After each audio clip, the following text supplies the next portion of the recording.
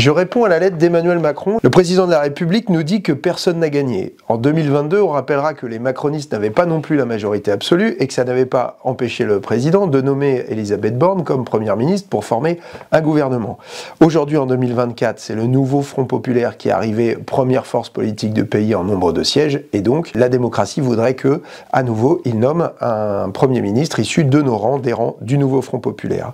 Contrairement à ce que dit Emmanuel Macron et un certain nombre de commentateurs, il n'y a pas eu de front républicain dans l'entre-deux-tours des élections législatives. Il y a eu un cordon sanitaire qui s'est traduit par des désistements, d'ailleurs de très nombreux désistements à gauche qui ont fait gagner notamment un certain nombre de macronistes, mais après chacun a fait campagne sur son programme. Dans ces conditions, on ne voit pas très bien comment on pourrait faire une coalition plurielle comme le réclame le président. On nous parle de faire des compromis. Mais pardon, sur la réforme des retraites, soit on veut l'abrogation, soit on ne veut pas l'abrogation. Augmenter les impôts des plus riches et des ultra-riches, soit on pense que c'est une bonne chose pour financer les services publics, soit on s'arc-boute sur l'idée qu'il ne faut jamais augmenter les impôts pour personne. Je ne vois pas non plus où est le compromis. Si c'est pour faire une coalition avec des gens qui se sont permis pendant des mois de faire des dîners avec Jordan Bardella et Marine Le Pen, eh bien laissez-moi vous dire que ce sera sans nous jamais. On peut estimer qu'il y a une vingtaine de candidats du nouveau Front populaire qui n'ont pas été élus à cause du ni-ni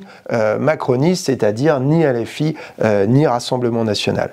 Emmanuel Macron, c'est lui le principal et le seul responsable de la montée du Rassemblement national dans le pays. En 2022, il a offert des postes de vice-président au RN à l'Assemblée nationale. Il a fait la loi immigration. Il a fait la dissolution le 9 juin, c'est-à-dire au pire moment, au moment où le Rassemblement national obtenait plus de 30%.